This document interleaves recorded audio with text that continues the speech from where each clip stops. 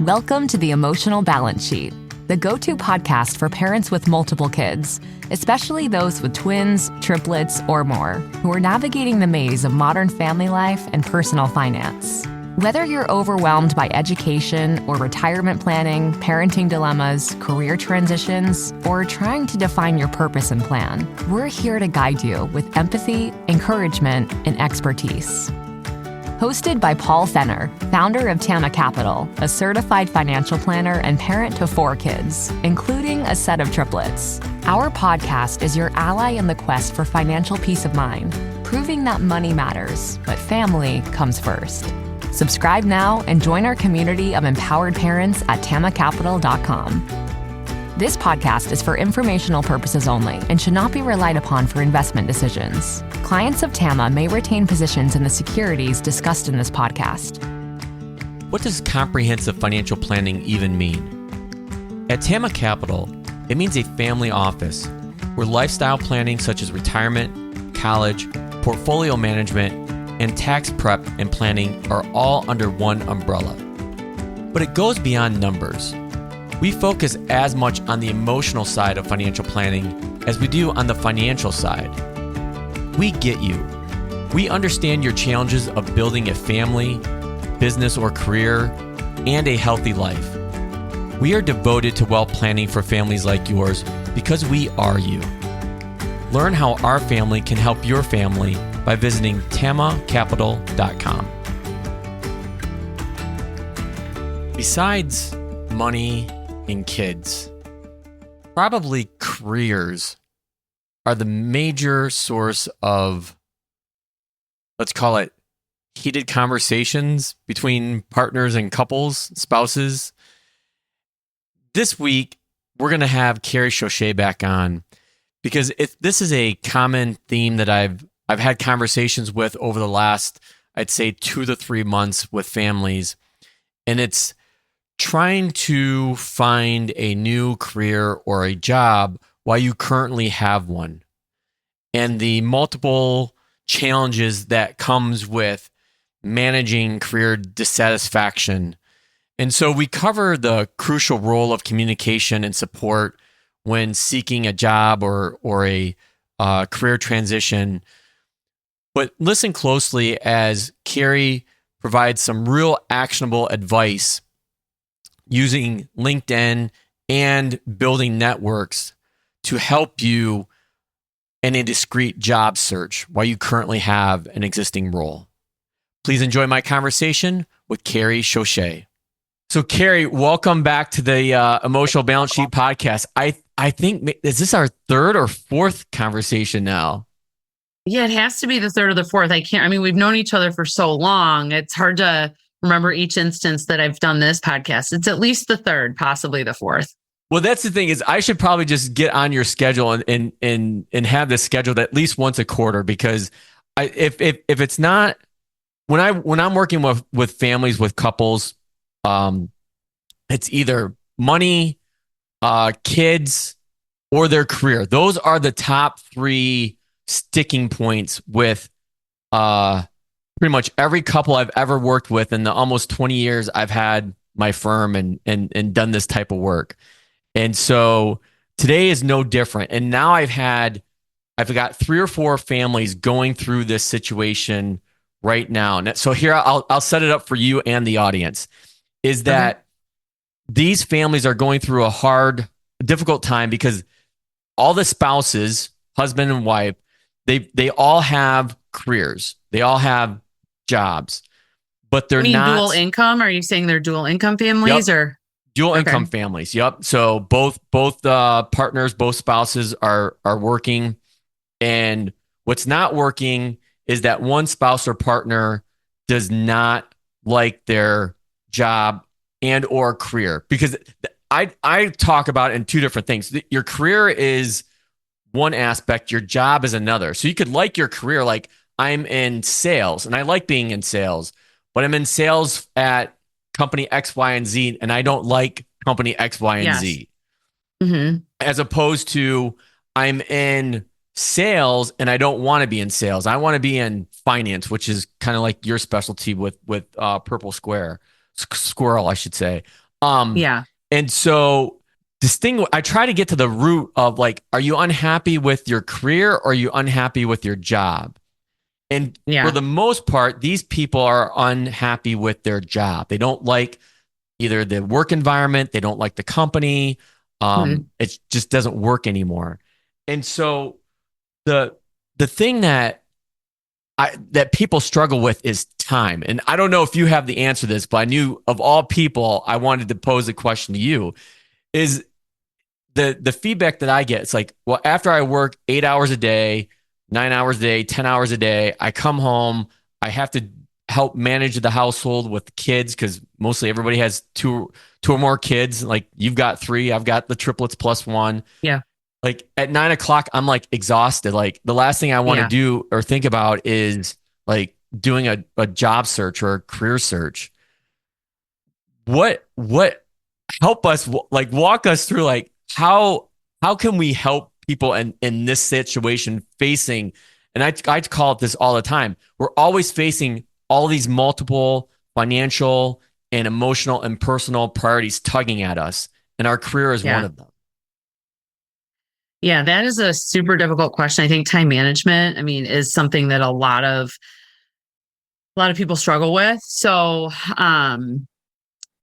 first and foremost, though, I think having the conversations and really openly talking with a spouse and good friends and advisors like yourself about what's going on, I think is really important. I saw a post on LinkedIn recently that stated that more than 50% of people who are unhappy in their jobs or are conducting a job search keep it a secret from their loved ones or their best or their close friends. And that was to me a little shocking. I can't wrap my head around that because I feel like most of the time when we're dealing with our candidates absolutely make a reference to, friends or significant others who may be involved in the decision. So I found it kind of shocking that this post referenced a study that a lot of people are sorry, my watch just started giving me a time, which is very strange. But anyway, I think it's, first of all, shocking that there would be so many people that would keep it hidden because it's such a consuming topic if you're unhappy in your job where you spend so much time. So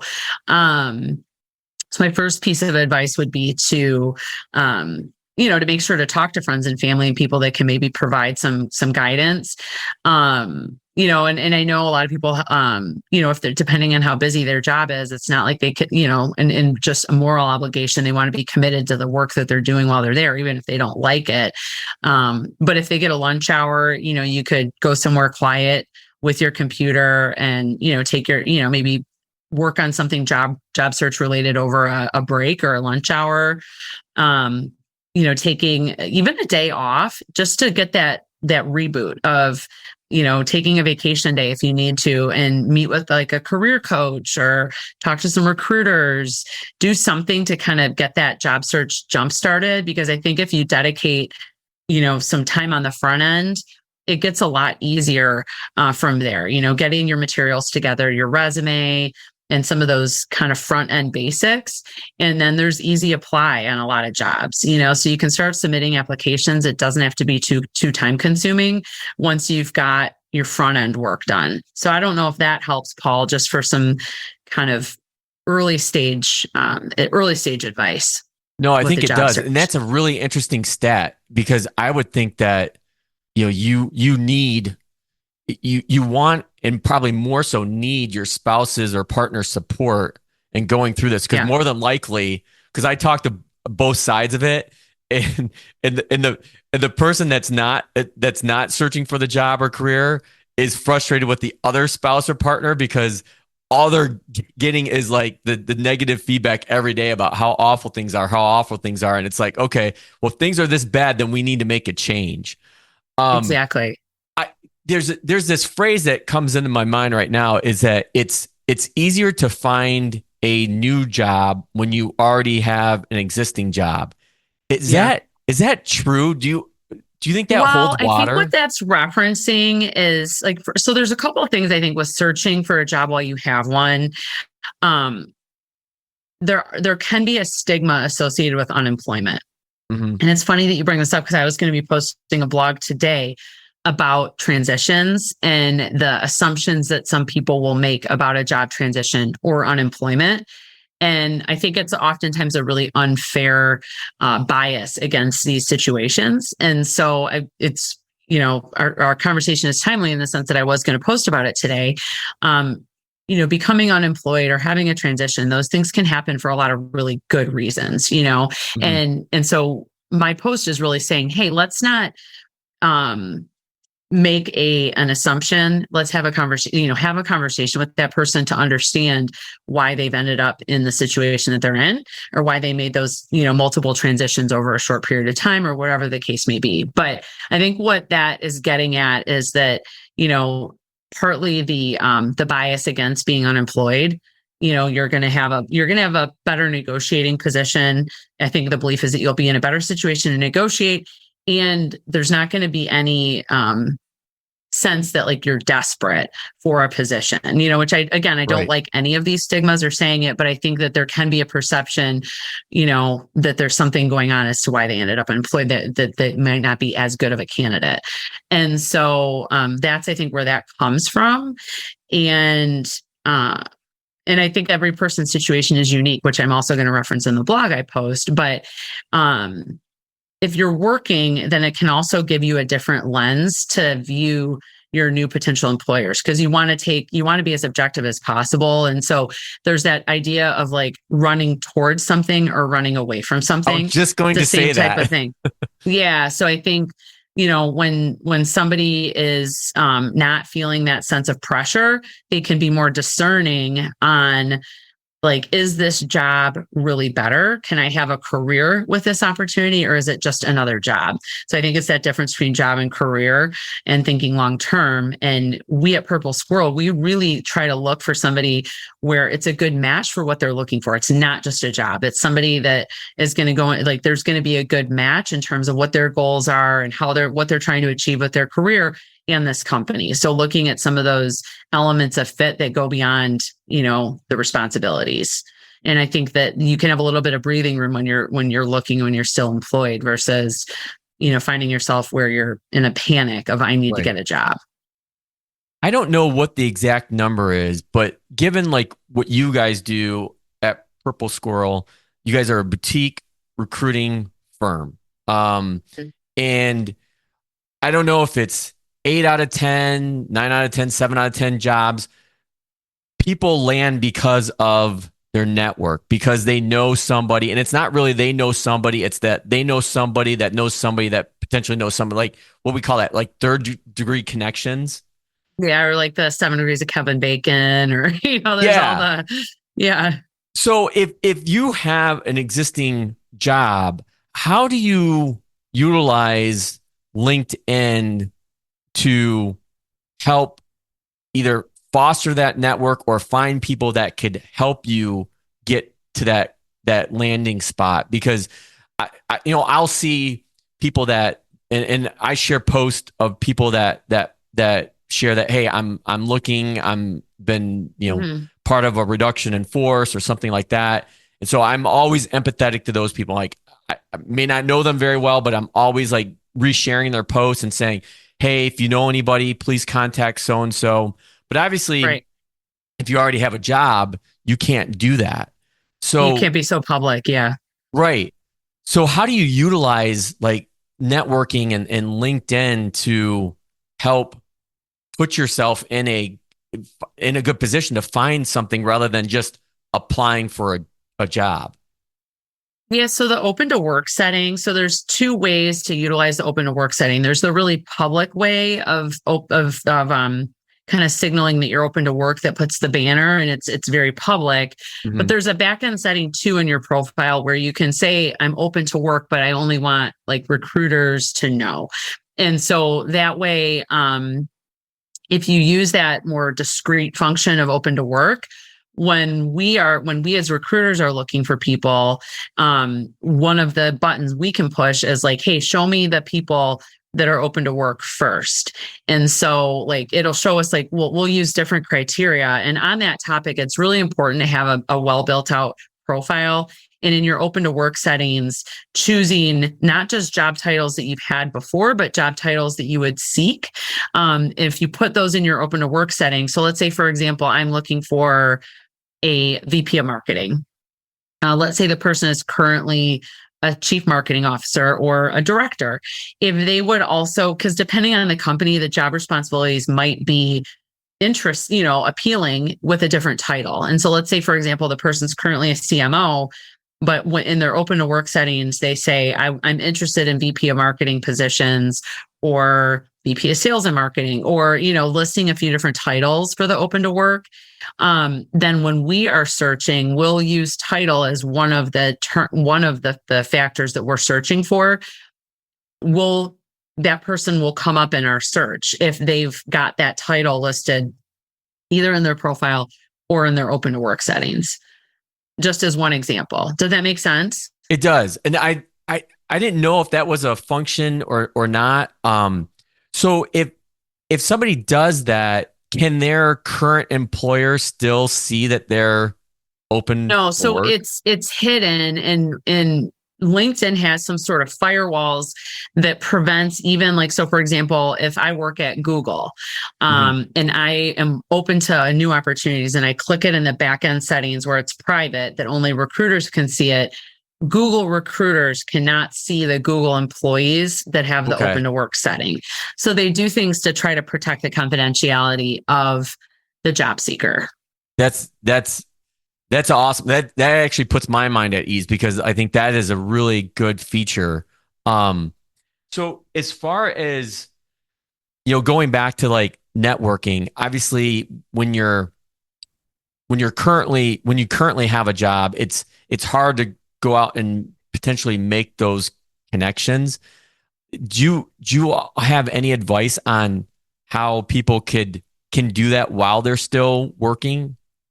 Yeah, I mean, definitely. I think having a network, being active with your network when you don't need it, is one of my top pieces of advice there. And so, for example, I think you've told us that many times before, probably every time we've had a conversation. Being involved in industry groups is a great way, because that should benefit any employer you have too. For example, I'm heavily involved with Financial Executives International, which is FEI, and I'm also involved with ACG, which is Association for Corporate Growth.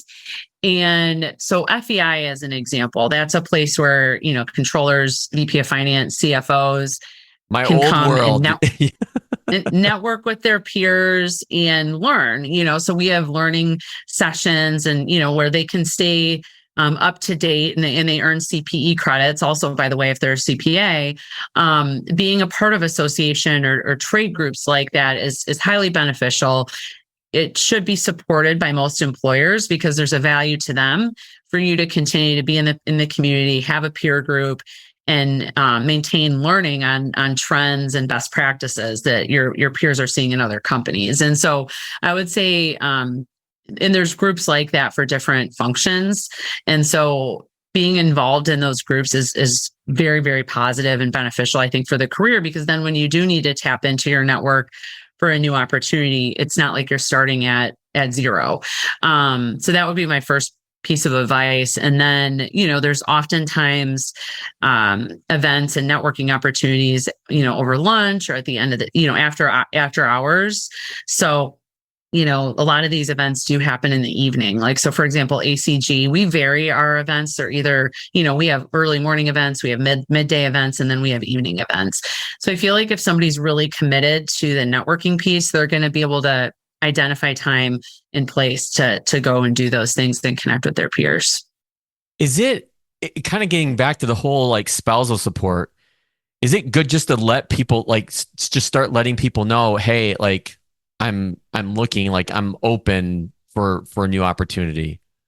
I think so. Yeah. And again, you never know where you might have a conversation that leads to an opportunity, so for example, even my kids are on a swim team, and, part of a swim club during the summer. And, I think I've had a conversation poolside with somebody where they've maybe shared something like that with me. And I'm like, oh, hey, well, did you know I'm a recruiter? Hey, send me your resume, or maybe I can make a connection for you. So, they may or may not have known, what my my business was when we started having that conversation. So I think that, you just never know. I mean, it could be another parent at your kid's school. Like, you just don't know who's going to have the connection that could lead to an opportunity. I've placed numerous people that I know personally, because they were open with me about their goals and their search process. Yeah, I think and I've never really put that two and two together with our like with what you do as a recruiter and what I do as a financial advisor. I tell people all the time, like, this is the most serendipitous industry I've ever been a part of. Like, just how randomly people just knock on my door and are asking me for help. I'm like, who are you and where did you come from? Like I never really know like how people get to me, but like once they get to me, then I can peel back the layer and understand like, okay, why? Like, why are they finally seeking to work with a financial advisor? Or in your case, like why somebody's reaching out, to you as a recruiter, to find their next career opportunity. So sticking back to like the network, for a second, is there a right way or a wrong way to ask your network for help, whether it's in person, like say at these events that you're just describing, or probably more importantly online, like on LinkedIn, like, because it's easy to connect with people there, to reach out and to send whatever they call it, the in-mail or whatever as an introduction. But is there a right or wrong way to utilize that? Well, first of all, I think reaching out and making it personal and making sure that there's some personal element to the request, so, and then also being sensitive to the fact that the person receiving the request might also have a really busy schedule. So not assuming like, hey, can I get on your calendar tomorrow? So, I think that sometimes I do get messages that are a little assertive of like, please let me know 30 minutes that you're available to meet in the next several days. And I'm like, wow, like, sure, I'm happy to meet with you, but like I'm traveling, or you know what I mean? Like, so I feel like just taking a little bit of like being a little bit softer in terms of like, hey, this is what I'm trying to do. What's your, how does your schedule look? I would really appreciate, us getting, 30 minutes on the phone, on the calendar in the next, couple of weeks. Cause while it's urgent for you, you can't assume it's urgent for the person on the other side, and they might have a busy schedule that they're juggling too. But I would say on the topic of networking, years ago when I first moved back to Detroit from Chicago, I read a book called The Go-Giver.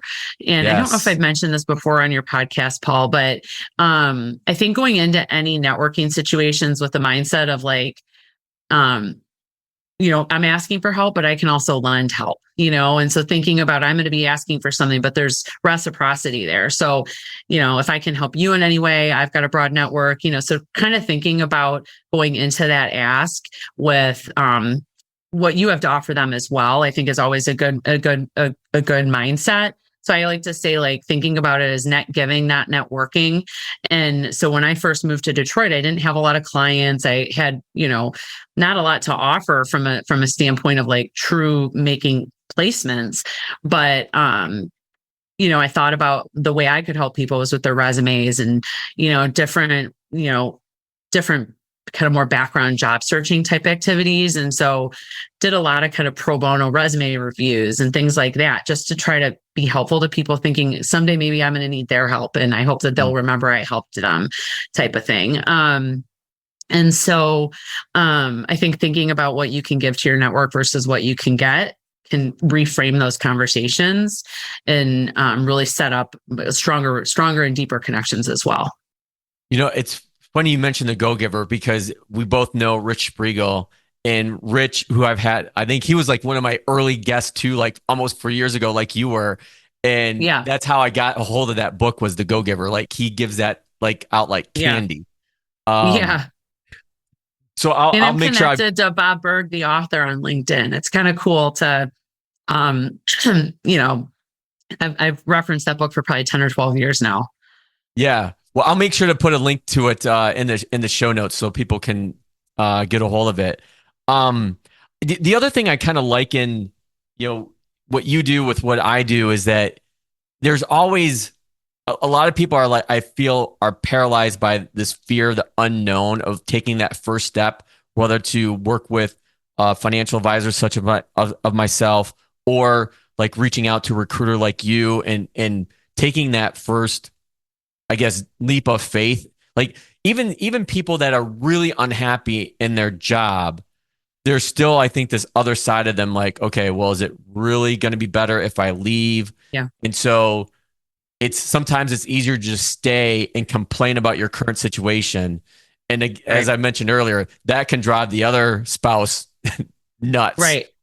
Because they're the one hearing about it. It's like, okay, well then do something. Do you have any, like, what would be like your insight or advice to get people to move, to take that first, maybe obviously emotional, but maybe potentially scary step? Yeah.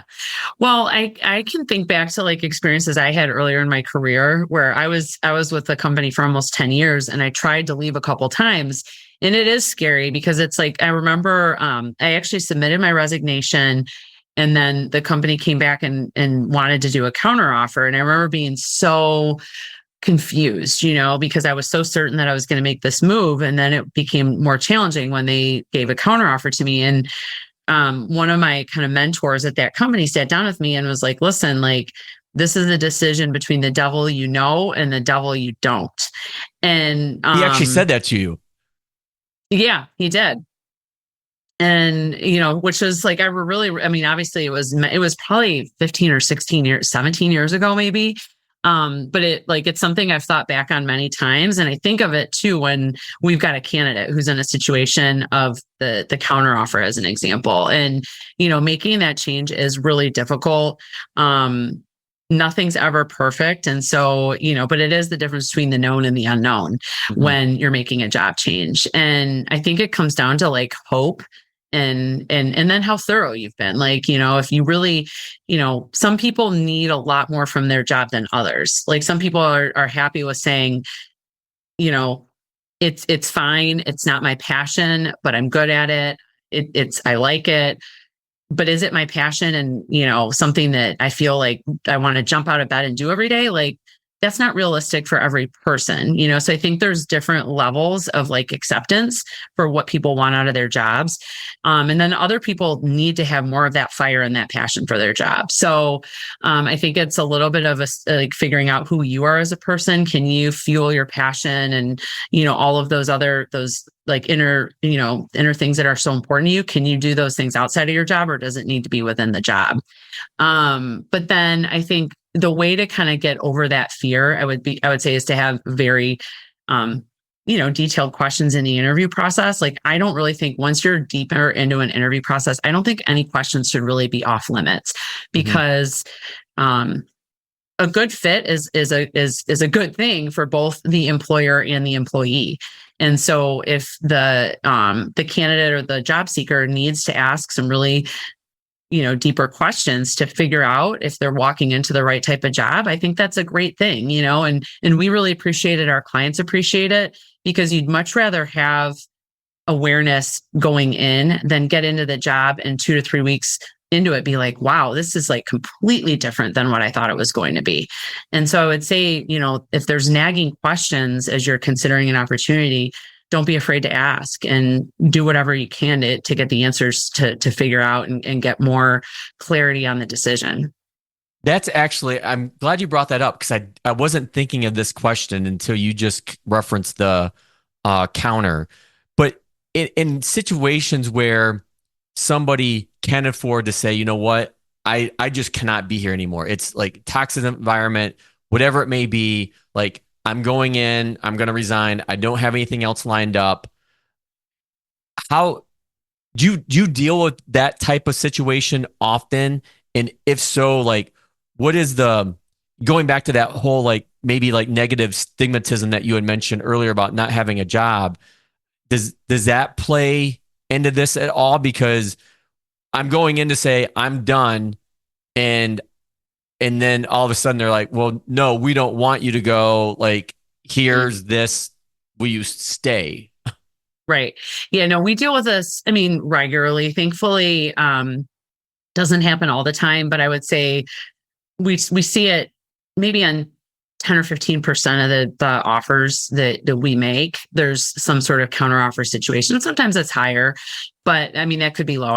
Maybe sometimes we don't even hear about it because the candidate is so certain that they're going to make the move that we don't hear about the counteroffer. But it's something we talk about all the time with our candidates, because rarely are people looking just because of money. It's usually a variety of reasons why people are looking to make a job change. Isn't they don't that like the interesting culture. how that's changed over the decades? Because like we're similar in age. I think you're still younger than I am, but like I can think back to like my early 20s, my first career, like that was like the main driver. Like, but now it it's can not. be, but like now it's really, I feel like it's rarely is it purely about money. It's about lack of upward mobility, promises broken, bad culture, toxic boss. Like it's a lot of other things, or fear about the company's stability. I mean, just there's so many reasons why people look for a new job. They're bored. I mean, who knows? It could be anything. But it's rarely is it just money. And by the way, like it's a little bit of a concern for me, especially with the level that we're working at, is if we ask a candidate, like, kind of, why are you looking to leave? If it's purely about money, they're going to leave our job for money also. Right, exactly. And it worries me a little bit of like, well, if there's not some deeper reason that's prompting you to look for a new job, then I often worry like, okay, somebody's going to call and they're going to offer $10,000 more and they're going to jump ship. There needs to be something deeper than money from my perspective. And there usually is. And so, but on the counter offer, it's usually the first thing that's offered is more money. And so money is not the reason they're leaving, but money is going to be the reason they stay. Or, it's money and, oh, I'm so sorry. We've made you these promises that we haven't kept. We're going to keep them now. And we're going to give you that promotion.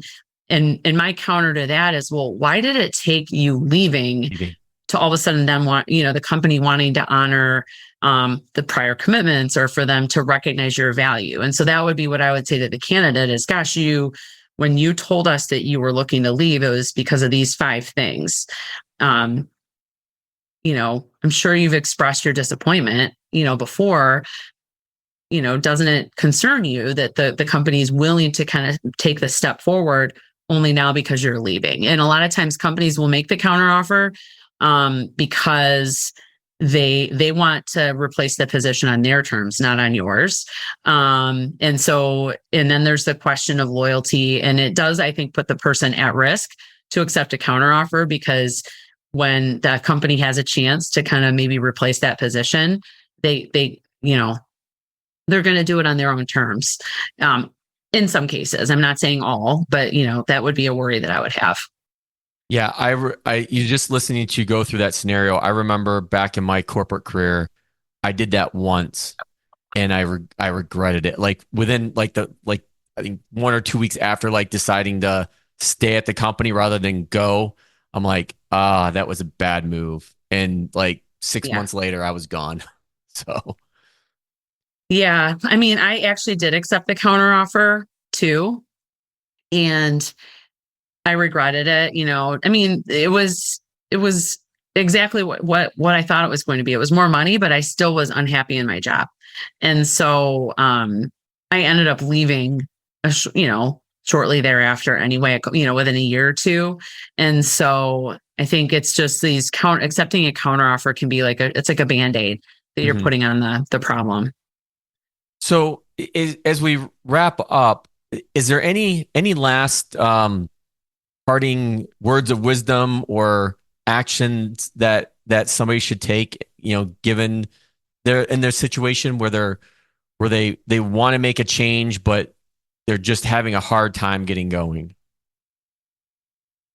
My suggestion would be to make the front end investment, because it gets a lot easier after you've got that front end investment of time. And so what I mean by that is, getting the resume ready to go. That is often, I would say, such a hurdle for people to get started with their job search. So blocking, whether it's a half day on the weekend or taking a vacation day and, working on the resume, or hiring a resume writer. I would say there's, some great resume writers out there, and they can help to even unlock some of the things that like just aren't coming to mind for you, asking the right questions on your job responsibilities and achievements so that you can get that resume to the point where you need it. So investing time and money on the front end is really going to pay dividends throughout the search. And so that would be my suggestion, is just taking that first step and making that time investment. And then it's a lot easier from there. So if you're not already connected with Carrie on LinkedIn, because that's mainly where she hangs out, Yeah. I'll put her link in the show notes. So please connect with Carrie. Her company, Purple Squirrel, offers a whole lot of resources that we've kind of covered throughout the conversations that we've had. And Carrie, I can't thank you enough for coming back on. And I'm sure we're recording this in early August, and I'm sure I'll have you back on towards the end of the year to talk about the job market again, where we're at, and what we're gonna look forward to in 2025. That sounds great. Yeah, it's going to be a interesting rest of the year, I think, with things changing in the economy, the election. So yeah, it'll be nice to reconnect with you towards the end of the year, Paul. All right, thanks, Carrie. I appreciate it. Thank you. I find that there's a lot of overlap between what I do as a financial advisor and what Carrie does as an executive recruiter. And part of that is this working with people that are in an emotional situation where they're afraid to take that first step. And I think, or at least I hope, hearing Carrie's advice and insights will allow those of you that are looking for a new role to take that first step and know that there's a network that you have, there's support people, there's resources there around you to be able to take that first step, and you're not alone. And Carrie also provides some really insightful resources as far as what you can do on LinkedIn and being able to turn this feature on that allows you to be open to looking for a new opportunity without your current employer knowing it. I think the Net Giving or the Go Giver book that we talked about, I think is also a critical mindset shift where, yes, there's something that you need, but you can also be a resource to somebody else who's in a similar situation. So I hope that you found this conversation motivating, insightful for those of you, again, looking to make a career change to take that first step. Now that you've made it to the end of another great conversation, are you looking for more? If so, head over to tamacapital.com, where you will find all of our conversations. Use the search feature to find the topic or guest you would love to learn more about. Also, don't forget to make someone else's day by sharing our show. Thank you so much, and we'll see you next time.